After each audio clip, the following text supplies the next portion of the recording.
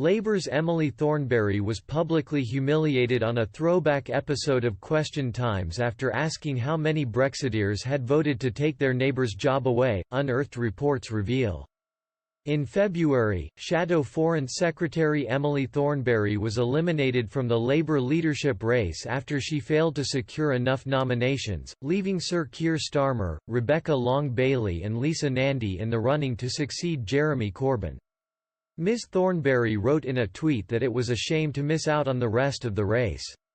She wrote, "I will have a rest now, then it's back to the day job of holding this wretched Tory government to account on its foreign policy, and doing so with the same passion, tenacity and forensic skill I have shown for 4 years in that role."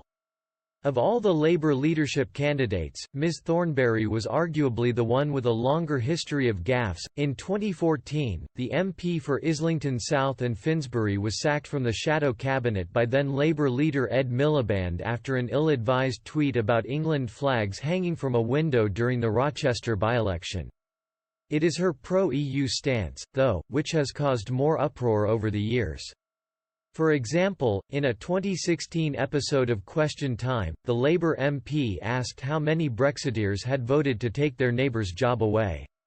She was later ridiculed by members of the audience and branded ludicrous over her anti-Brexit remarks.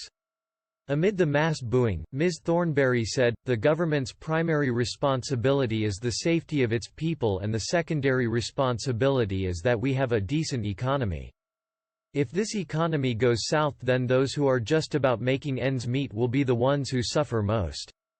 One member, who was asked if she had voted to take her neighbour's job away, said, "No, I voted to take Emily's job away."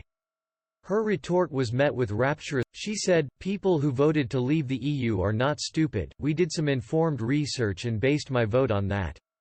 I voted to leave the single market. There's a bigger world out there.